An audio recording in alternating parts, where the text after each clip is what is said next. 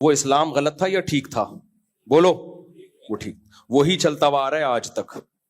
جو اس سے ہٹے گا اور اس سے ہٹ کے الگ نام رکھا وہ غلط ہے. علماء دیوبند نے کوئی الگ دین کی بنیاد نہیں رکھی.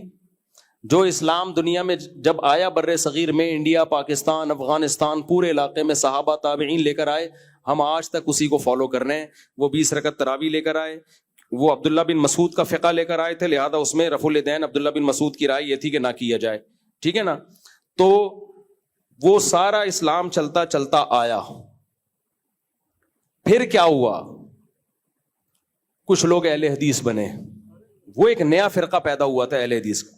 تبھی اہل حدیثوں کے پیج پہ اپنی پہلی مسجد کی تصویر بھی شائع ہوتی ہے، خود اہل حدیثوں کے پیج پہ، کہ ہندوستان میں ہماری پہلی مسجد. آپ علماء دیوبند کی کوئی پہلی مسجد بولو نہیں دکھا سکتے. پھر احمد رضا خان بریلوی آئے، انہوں نے بہت سارے مسئلوں میں علماء سے، اس وقت کے ہندوستان کے علماء سے، اس وقت یہ دیوبندی بریلوی لفظ مشہور نہیں تھا، ان میں بہت سارے مسائل سے انہوں نے اختلاف کیا، بہت سارے مسائل میں، اور جو بھی پھر ان کے ماننے والے کر رہے ہیں. اب ہوا یہ کہ پبلک نے فرق کرنے کے لیے کہ جو بریلوی نہیں تھے ان کو دیوبندی کہنا شروع کر دیا، کیونکہ جو دیوبند کا مدرسہ تھا ان کے عقائد وہی تھے جو صدیوں سے علماء کے چلے آ رہے تھے. ان سے انحراف کیا جناب احمد رضا خان بریلوی صاحب نے. نبی کو عالم الغیب کہنا، مختار کل کہنا، یہ سب چیزیں انہوں نے کی. تو فرق کرنے کے لیے لوگوں نے ان کو بریلوی کہا، اور جو ان عقیدوں کے حامل نہیں تھے ان کو دیوبندی کہا، چاہے وہ دیوبند سے نہ بھی ہوں. اب مولانا ابو الحسن علی ندوی تو ندوۃ العلماء کے تھے، وہ دیوبند کے تھوڑی تھے، لیکن ان کو بھی کہا کیا جاتا ہے دیوبندی. یہ دیوبندی نہیں، یہ بریلویوں سے فرق کرنے کے لیے لوگوں نے نام دیا. اور پھر اہل حدیث جو تھے وہ بہت بعد میں ہیں، وہ تو بہت ہی بعد میں آئے ہیں. ان کی تو پہلی مسجد ان کے آفیشیل پیج سے شائع ہوئی ہے کہ ہندوستان میں ہماری پہلی مسجد. اس سے پہلے کس کی مسجدیں تھیں؟ ساری ہماری مسجدیں تھیں. نام دیوبندی نہیں تھا، کیونکہ یہ دیوبندی بریلوی فرقے نہیں بنے تھے. تو یہ فرقہ جو بنا ہے بریلوی بنا ہے، اس سے فرق کرنے کے لیے لوگوں نے ہمیں دیوبندی کہنا شروع کر دیا. تبھی ہمارا سلسلہ نسب نبی تک پہنچتا ہے، حالانکہ سارے دیوبندی تھوڑی تھے، یعنی دیوبند سے تھوڑی منسوب تھے. تو وہ جو صدیوں پہلے اسلام آیا تھا ہم اب تک اسی کو فالو کر رہے ہیں. وہ فقہ حنفی ہی آیا تھا، ہم اسی کو فالو کر رہے ہیں. تو ہمارے علاوہ جو ہیں وہ نئے نئے نکلے ہیں ہم میں سے، ہم اسی پر ہیں جو صدیوں سے اسلام چلا آ رہا ہے. سمجھتے ہو کہ نہیں سمجھتے؟ جو صدیوں سے چلا آ رہا ہے بر صغیر میں جو اسلام آیا، وہ صرف بر صغیر میں نہیں، افغانستان میں بھی، ازبکستان میں بھی، تاجکستان میں بھی، بخارا میں بھی. امام بخاری کا وطن بخارا، اس میں بھی میجورٹی حنفیوں کی ہے. امام بخاری کے اپنے وطن میں بھی جو اسلام آیا وہ تو امام بخاری سے پہلے آیا نا. تو وہ کیا تھا؟ وہ بھی فقہ حنفی تھا. تو ہم تو بھائی اسی اسلام کو فالو کر رہے ہیں جو صدیوں سے آیا. اہل حدیث کہتے ہیں جب فقہ حنفی نہیں تھا تو کون سا اسلام آیا؟ ہم وہ والا اسلام فالو کر رہے ہیں جب فقہ حنفی نہیں تھا تو جو اسلام تھا. بھائی جب فقہ حنفی نہیں تھا تو بھی یہی اسلام تھا جو ہم فالو کر رہے ہیں. مرتب نہیں تھا، جب مرتب ہو گیا، ریٹن فارم میں آ گیا، تو جو مرتب ابو حنیفہ کے شاگردوں نے کیا اس کو فقہ حنفی کہا جانے لگا. یہ ایسا ہی ہے جیسے کوئی کہے میں بخاری کی حدیث نہیں مانتا، اس حدیث کو مانتا ہوں جو بخاری سے پہلے تھی. بھائی حدیث وہی تھی جو امام بخاری کی ہے. نام بخاری کا اس لیے دیا کہ اس کا مرتب کس نے کیا؟ اس کو امام بخاری نے. تو یہ حنفی شافی یہ تو نبی صلی اللہ علیہ وسلم ہی کی طرف منسوب ہیں، لیکن ترتیب کسی اور نے دی ہے ان کو، بعد والے لوگوں نے، اس لیے ان کی نسبت ان کی طرف کر دی ہے. یہ ایسا ہی ہے جیسے کوئی کہے میں مصحف عثمانی کو نہیں مانتا کیونکہ حضرت عثمان کے دور میں لکھا گیا ہے، میں اس قرآن کو مانتا ہوں جو عثمان سے پہلے تھا. بے وقوف ہوگا نا ایک نمبر کا. اور بھائی جو حضرت عثمان سے پہلے تھا اسی کو مرتب حضرت عثمان نے کروایا، تو نسبت کس کی طرف کر دی ہے؟ حضرت عثمان کی طرف نسبت کر دی. تو بھائی ہم تو وہی اسلام فالو کر رہے ہیں، صحابہ تابعین سے چل کے پوری دنیا میں پھیلا. ملیشیا میں، انڈونیشیا میں فقہی لحاظ سے فرق تھا، وہ فقہی اختلاف تو صحابہ میں بھی تھا. تو بعد میں جتنے لوگ آئے ہیں نئے نئے ناموں سے، یہ نئے ہیں. تو ہمیں جو دیوبندی کہا جاتا ہے وہ اس لیے نہیں کہ ہم علماء دیوبند کے بعد وجود میں آئے ہیں، نا نا نا نا نا. بریلوی فرقہ بعد میں وجود میں آیا تو ان سے فرق کرنے کے لیے کیا کہہ دیا؟ اس کی مثال ایسے ہے جیسے ہمیں سنی کہا جاتا ہے، تو صحابہ تو شیعہ سنی نہیں تھے. صحابہ میں تھے کوئی شیعہ سنی؟ ہم یہ کہیں گے صحابہ سارے سنی ہی تھے، ٹھیک ہے نا. نام سنی نہیں تھا ان کا کیونکہ شیعہ مذہب نہیں تھا. شیعہ مذہب بعد میں آیا ہے، تو ان سے فرق کرنے کے لیے جو شیعہ نہیں تھے ان کو کیا کہا جانے لگا؟ سنی. اب کوئی کہ سنی بات کا فرقہ ہے, میں نہیں مانتا, صحابہ کے دور میں تو نہ شیعہ تھے نہ سنی تھے. ہم کہیں گے بھائی سنیوں کے جو عقیدے ہیں وہ وہی ہیں جو صحابہ تابعین کے تھے, لیکن ان کو نام سنی نہیں دیا گیا تھا کیونکہ ضرورت نہیں تھی نام دینے کی. تو جب شیعہ فرقہ وجود میں آیا تو پھر ان کو سنی کہا جانے لگا شیعوں سے فرق کرنے کے لیے. تو ایسے میرے بھائی علماء دیوبند صدیوں سے صحابہ تابعین تبع تابعین سے جو جماعت چلی آ رہی ہے, اسلام لے کے آئی ہے, وہی علماء دیوبند ہے, کوئی نئی چیز نہیں ہے. ان کو دیوبندی کہا نہیں جاتا تھا کیونکہ بریلوی فرقہ ہی نہیں تھا, تو فرق کرنے کے لیے کہنے کی ضرورت تھی نہیں. سمجھتے ہو کہ نہیں سمجھتے؟ تو یہ جتنے بھی ہمیں کہتے ہیں نا یہ دیوبندی فرقہ اور فلانا فرقہ, آپ ان کی تہ میں جاؤ گے یہ سب بعد کی پیداوار ہیں, یہ سب بعد میں پیدا ہوئے ہیں.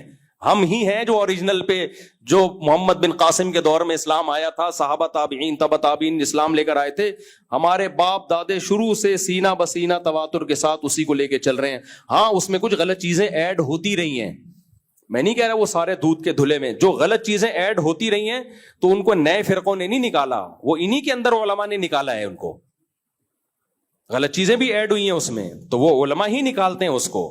کچھ علماء ان غلطیوں کو سپورٹ کرنا شروع کر دیتے ہیں, اہل حق ان کو نکالنا شروع کر دیتے ہیں, تو نکالتے بھی علماء ہی ہیں ان کو. تو کہ یہ جو نئی نئی چیزیں مارکیٹ میں آ رہی ہیں یہ تو سوائے اس کے کہ امت کو توڑنے کے علاوہ کوئی کام انہوں نے کیا نہیں ہے.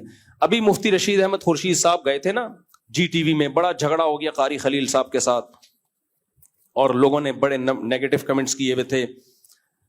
تو میں نے بھی مفتی رشید احمد صاحب کو فون کیا, میں نے کہا بھائی یہ تو ٹی وی پہ بڑی بحث ہو رہی ہے. تو کہنے لگے مجھے علماء منع کر رہے ہیں یہ اختلافی مسائل ٹی وی پہ مت چھیڑو. میں نے کہا یہ بہت غلط کر رہے ہیں جو علماء کہہ رہے ہیں آپ,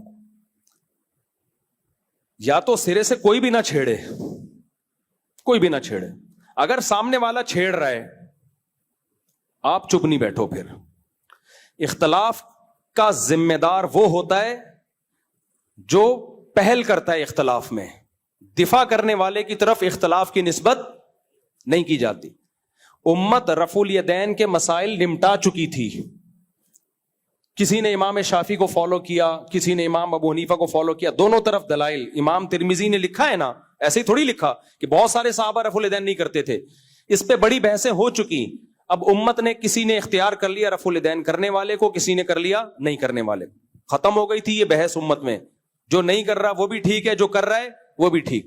میں نے شافعیوں کے محلے میں آنکھ کھولی ہے, بہت طویل ٹائم میرا شافعیوں کے ساتھ گزرا ہے. وہ ہمارے ساتھ زور سے آمین بھی کہتے تھے, رفع الیدین بھی کرتے تھے. ہم نے کبھی زندگی میں ان کو نہیں چھیڑا, نہ انہوں نے کبھی ہمیں زندگی میں چھیڑا. میں نے جب دیکھا شافعی لوگ رفع الیدین کرتے ہیں, میں نے اپنے والد صاحب کے پاس آئے, میرے والد نے علماء کی صحبت میں ٹائم گزارا ہے, بہت بڑے بڑے علماء. تو میں نے والد صاحب سے پوچھا ابو یہ یوں کیوں کرتے ہیں؟ انہوں نے کہا بیٹا امام شافعی بھی برحق ہیں, وہ ان کی رائے کو یہ لوگ فالو کرتے ہیں, ان کی تحقیق یہ ہے. لیتے تو ہم سب نبی کی رائے ہیں, لیکن نبی کی رائے کو سمجھنے میں, نبی کے عمل کو سمجھنے میں اختلاف ہوگا تو پھر اس میں بات ہوتی ہے. تو بات ختم ہو گئی. انہوں نے کہا بیٹا یہ بھی ٹھیک ہے, ختم. زور سے آمین بھی ٹھیک ہے, آہستہ بھی ٹھیک ہے, ختم قصہ. اس کے بعد سے ہمارا کبھی کسی شافعی سے کوئی جھگڑا نہیں ہوا. اب میں کسی شافعی کو جا کے چھیڑتا کہ تو رفع الیدین کرتا ہے, ہماری رائے یہ کہ آخری وقت رفع الیدین نہ کرنے کا ہے, یا شافعی ہمیں چھیڑتا کہ بخاری کی حدیث ہے رفع الیدین کرو کیوں نہیں کر رہے, تو اختلاف کی بنیاد پھر وہ رکھتے نا, وہ تو کبھی نہیں رکھی. کسی شافعی کو نہیں ہم نے دیکھا بحث کرتے ہوئے بلا وجہ. مسئلہ کیا ہے؟ مسئلہ اہل حدیثوں کے ساتھ ہے, سب کے ساتھ نہیں. میں علی الاطلاق کسی اہل حدیث کو برا نہیں کہتا, بہت سارے معتدل بھی میں نے دیکھے ہیں ان میں, لیکن یہ بر صغیر میں اختلافی مسائل کی بنیاد ڈالی کس نے ہے اس پہ بحث کرنے کی؟ کیا یہ حنفیوں نے ڈالی ہے؟ یہ ڈالی اہل حدیثوں نے. انہوں نے اور بڑی شدت کے ساتھ چیلنج کر کر کے کہ یہ اندھے مقلد ہیں, یہ ایسے ہیں, یہ ویسے ہیں. پھر ہم اگر جواب دیں گے تو لوگ کہتے ہیں دیکھو امت کہاں جا رہی ہے, غزہ میں کیا ہو رہا ہے, اور یہ رفع الیدین پہ جھگڑے کر رہے ہیں, یہ 3 طلاق پہ جھگڑے کر رہے ہیں. بھائی جھگڑا ہم نہیں کر رہے, ہم جواب دے رہے ہیں اس کو. جھگڑا وہ کر رہا ہے کہ امت جب ایک چیز پہ متفق ہو چکی تھی, آپ نے لا کے ایک شرری کیوں چھوڑ دی امت میں؟ کوئی اور کام کرتے آپ. اس لیے ٹی وی پہ اگر کوئی بیٹھ کے ہمارے سامنے اختلافی مسائل چھیڑے گا, ہم اس کو طبیعت سے جواب دیں گے. یہ نہ سمجھے کہ ہم خاموش رہیں گے اس کے سامنے. اس وقت جواب نہ دیا اگلے دن دے دیں گے. ہر وقت انسان کے دماغ میں دلائل مستحضر نہیں ہوتے, لیکن پھر اس لڑائی کی نسبت اس کی طرف ہوگی جس نے یہ شرری چھوڑی ہے. میں کیوں قاری خلیل کے خلاف بولا ہوں؟ میں پہلے کبھی بولا میں نے ان کے خلاف؟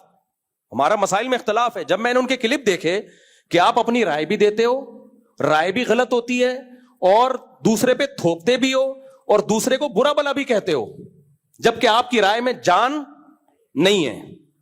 اتنا تکبر یہ نہیں چلے گا بھائی. یہ اپنی جہالت آپ دوسروں کو کیوں دکھا رہے ہو؟ قاری خلیل صاحب دلیل دے رہے ہیں کہ حنفی لوگ کہتے ہیں عورتیں سمٹ کے نماز پڑھیں, اور یہ اندھی تقلید میں ایسا کرتے ہیں, اور قسم اٹھا کے کہہ رہے ہیں کہ ابو حنیفہ کی تقلید میں کہتے ہیں کہ عورت سمٹ کے نماز پڑھے. تو ایک تو مسئلہ غلط بیان کر رہے ہو, اور اوپر سے تکبر اتنا کہ حنفیوں کو غلط نہیں کہہ رہے آپ, ابو حنیفہ کو غلط کہہ رہے ہو, امام شافعی کو غلط کہہ رہے ہو, امام احمد ابن حنبل جو امام بخاری کے استاذ ہیں ان کو غلط کہہ رہے ہو, امام مالک تبع تابعین میں جن کو پوری امت جمع ہے ان کے اوپر تقوی پر علم پر ان کو غلط کہہ رہے ہو. لیبل حنفیوں کا لگا رہے ہو آپ. تو قاری صاحب ہم اتنے سیدھے نہیں ہیں جتنا آپ نے ہمیں سمجھ لیا ہے. اور بار بار میں کہتا ہوں, یہ مسئلہ بیان کرتا ہوں, بار بار کہتے ہو کہ جی مفتی صاحب اس پہ کوئی حدیث دکھاؤ کہ عورت مردوں کی طرح نماز پڑھے. پھر جب ہم کہتے ہیں کہ آپ بھی حدیث دکھا دو کہ عورت مردوں کی طرح صفا مروہ میں دوڑے گی نہیں, چلے گی, اس پہ کوئی حدیث دکھاؤ. کوئی ہے حدیث؟ کوئی حدیث نہیں. کیوں کہتے عورت چلے گی دوڑے گی نہیں؟ امت کا تواتر. عورت آہستہ لبیک کہے گی, زور سے نہیں کہے گی. کیا دلیل ہے؟ امت کا تواتر. حالانکہ جس حدیث میں یہ ہے کہ ایسے نماز پڑھو جیسے میں نے پڑھی, ایسی ہی حدیث میں یہ ایسے حج کرو جیسے میں نے کیا. تو نبی تو دوڑے ہیں, نبی نے تو رمل کیا ہے پہلے 3 چکروں میں. آپ عورت کو رمل کیوں نہیں کرا رہے؟ کیوں نہیں کرا رہے رمل؟ اس لیے کہ بھائی کسی حدیث میں رمل سے منع نہیں کیا, لیکن امت کا تواتر کیا ہے بغیر رمل کے. تو امت کا تواتر ایک بہت بڑی دلیل ہے. تو جب تواتر عملی سے عورت کا دوڑنے کے بجائے چلنا ثابت ہو سکتا ہے, تواتر عملی سے زور سے کے بجائے آہستہ لبیک کہنا ثابت ہو سکتا ہے, اور تواتر عملی سے رمل نہ کرنا ثابت ہو سکتا ہے, تو تواتر عملی ہی سے عورت کا سمٹ کے نماز بھی ثابت ہے. اب اس کی آپ ہم سے دلیل پوچھو کہ تواتر عملی میں عورت کا سمٹ کے نماز پڑھنا کہاں ہے, یہ ہم آپ کو دکھائیں گے انشاءاللہ. ہم کہیں گے ابو حنیفہ کی رائے بھی ہے, امام شافعی کی بھی, امام احمد کی بھی, امام مالک کی بھی, اور امام بخاری نے صرف ایک تابعیہ کا قول نقل کیا ہے کہ وہ مردوں کی طرح نماز پڑھتی تھی. اس کا مطلب باقی سب کس طرح پڑھتی تھیں؟ عورتوں کی طرح پڑھتی تھی. اس زمانے میں اتنا مشہور تھا تابعین کے دور میں. تو تواتر عملی سے ثابت ہے. اگر اس تواتر عملی کو آپ سائڈ پہ لگا دو گے تو 20 مسائل نماز کے چینج ہو جائیں گے. تو اتنا غلط مسئلہ بیان کر رہے ہو, اور اگر کرنا تھا تو عرب علماء کی طرح بیان. عرب کیسے بیان کرتے ہیں؟ کہتے ہیں ہماری یہ رائے ہے, بس ختم, چپ. یہ اپنی رائے بھی تھوپتے ہیں, اور جب تک حنفیوں کو رگڑے نہ لگائیں اور ذلیل نہ کریں, ان کو چین نہیں آتا. تو پھر میرا لہجہ تو ایسا ہوگا نا, پھر لوگ کہیں گے مفتی طارق مسعود صاحب دیکھو قاری خلیل کے خلاف کیسے چیخ رہے ہیں, یہ آداب ہیں, اسلام نے یہ آداب سکھائے ہیں. تو پہلے کون چیخا ہے؟ پہلے آپ چیخے ہیں, اور چیخے بھی ایسے آپ کو شادیوں کے علاوہ کچھ نہیں آتا. میرے پہ طنز بھی کر رہے ہیں. تو وہ ایک ہی وہ پھر میں نے مفتی رشید احمد خورشید سے کہا کہ اب قاری صاحب اگر ٹی وی کے پروگرام میں یہ حدیث پڑھے نا کہ نبی کے دور میں اکٹھی 3 طلاقیں ایک سمجھی جاتی تھیں, وہیں پکڑنا ہے کہ حضرت یہ اکٹھی کا لفظ دکھاؤ, آپ ترجمہ غلط کیوں کر رہے ہو؟ یہ اندھی تقلید میں ہے کہ نہیں ہے؟ بار بار ایک چیز بتائی جا رہی ہے, یار حدیث کا ترجمہ تو صحیح کرو بھائی. ترجمہ ڈھٹائی کے ساتھ آپ غلط کر رہے ہو, اور بنے ہوئے ہو مجتہد آپ. جو ترجمہ صحیح نہ کرے ہم اس کو فالو کریں گے ابو حنیفہ کو چھوڑ کے؟ ہمارا دماغ خراب ہے کیا؟ پاگل ہیں کیا ہم؟ تو فرقواریت کی بنیاد علماء دیوبند نے نہیں رکھی ہے, ان سب لوگوں نے رکھی ہے جو نئے نئے بعد میں آئے ہیں, جن کی پہلی مسجد ان پیج پہ شائع ہوئی ہے کہ اہل حدیثوں کی ہندوستان میں پہلی مسجد. اس سے پہلے مسلمانوں کی مسجدیں ہوا کرتی تھی جو ہم تھے. سمجھ میں آ رہی ہے بات؟ پھر بھی میں سب اہل حدیثوں کو ایک لاٹھی سے نہیں ہانکتا. یہ میرا ظرف ہے کہ ہمارا مسلکی اختلاف ہو کے بھی ہم ان میں بہت سو کو معتدل سمجھتے ہیں, اہل حق سمجھتے ہیں, جن میں مولانا ہشام الہی صاحب ہیں جو لاہور والے معتدل آدمی ہیں. انہوں نے بھینس پہ ایک مسئلہ ریکارڈ کروایا کہ بھینس کی قربانی جائز نہیں ہے, حالانکہ یہ بھی اجماع امت سے ثابت ہے بھینس کی. لیکن چلو یار, انہوں نے کہا ہماری رائے ہے, اگر کوئی سے اختلاف کرتا ہے تو ہمیں کوئی اعتراض نہیں. ایسے بھی ہیں, لیکن مارکیٹ میں ایسے اہل حدیث کیا ہیں؟ شارٹ ہیں. معتدل بھی ہیں ان میں, بہت کم ہیں. ادھر وزیر آباد میں تھے ایک اہل حدیث عالم, بڑے معتدل تھے. وہاں لوگوں نے بتایا مسجد کے امام ہیں, ہم ان کے پیچھے نماز پڑھتے ہیں, کبھی نہیں ٹوکا انہوں نے رفع الیدین کرتے ہو نہیں کرتے. بلکہ ایک آدمی نے ان سے پوچھا کہ حضرت جو رفع الیدین نہیں کرتے ان کی نماز ہوتی ہے؟ انہوں نے کہا یار اتنے بڑے بڑے بزرگان دین صدیوں سے بغیر رفع الیدین کے نماز پڑھتے آ رہے ہیں, ان کی نمازوں کو میں غلط نہیں کہہ سکتا. ٹھیک ہے ہماری تحقیق ہے رفع الیدین کرنا چاہیے, لیکن میں ان کو غلط. تو ایسے بھی اہل حدیث ہیں لیکن مارکیٹ میں کیا ہیں, شارٹ ہیں. لیکن بہرحال یہ فرقوں کی بنیادیں انہی متشدد لوگوں نے ڈالی ہیں جو متشدد اہل حدیث ہیں. ہاں ان میں کچھ دیوبندی بھی متشدد ہیں, میں ان کو بھی دودھ کا دھلاوا نہیں سمجھتا. کچھ ایسے دیوبندی مارکیٹ میں ہیں جنہوں نے ہر غلط کو صحیح قرار دینے کا ٹھیکہ لیا ہوا ہے. اور اہل حدیث کی اگر کوئی بات 2 اور 2 4 کی طرح بھی صحیح ہونا ثابت ہو جائے, پھر بھی صرف اس بیس پہ کہ ان کے کسی بزرگ نے لکھا ہوتا ہے کہ یہ نہیں ہے. ایسے بھی دیوبندی ہیں, ہمارے دیوبندیوں میں بھی ہیں ایسے لوگ جو یہ کرتے ہیں یہ کام کہ ایک بات کا 2 اور 2 4 کی طرح ثابت ہو گیا, غلط ہے. بھائی اگر اہل حدیث نے کہہ دیا تو اب اس لیے تھوڑی کہ اہل حدیث اگر کہہ دے گا تو صحیح بات نہیں کہے گا تو غلط ہی کہنا ہے, ایسا تھوڑی ہوتا ہے. تو میں نے فیور کر دیا کسی مسئلے میں اہل حدیث کو تو میری شامت آ گئی, بھائی یہ تو غیر مقلد ہو گیا, بھائی تو یہ ہو گیا, بھائی یہ تو یہ ہو گیا. تو ایسے ہمارے ہاں بھی ہیں. تو میرا مقصد دیوبندیوں کا دفاع کرنا یا اہل حدیثوں کی مخالفت نہیں ہے. میرا مقصد صرف یہ بتانا ہے کہ فرقوں کی بنیاد ہم نے نہیں رکھی ہے. دیوبندی ہمارا نام نہیں ہے, شروع سے ہم مسلم ہی ہیں. ہاں فقہ میں ابو حنیفہ کو فالو کرتے ہیں, تو دیوبندی ہمارا نام پبلک نے رکھا ہے. اور رکھا کیوں ہے؟ بریلویوں سے فرق کرنے کے لیے. جیسے سنی ہم نہیں ہیں, صحابہ نہ شیعہ تھے نہ سنی تھے, لیکن سنی ہمارا نام پبلک نے رکھا اور پھر علماء نے ایکسپٹ کر لیا اس نام کو. کیوں رکھا؟ شیعوں سے فرق کرنے کے لیے. ورنہ سنی جیسے ہمیشہ سے تھے ایسے حنفی بھی نبی کے دور میں بھی تھے, شافی بھی تھے. اس معنی میں نہیں تھے کہ امام شافی کو, وہ تو امام شافی تو آئے بعد میں. ان مسائل میں امام شافی کے مسائل بھی قرآن و سنت سے ثابت ہیں, امام ابو حنیفہ کے مسائل بھی قرآن و سنت سے ثابت ہیں. تو اس معنی میں یہ چاروں فقہ جو ہیں نبی کے دور سے چلے آ رہے ہیں. سمجھتا ہے کہ نہیں سمجھتا ہے؟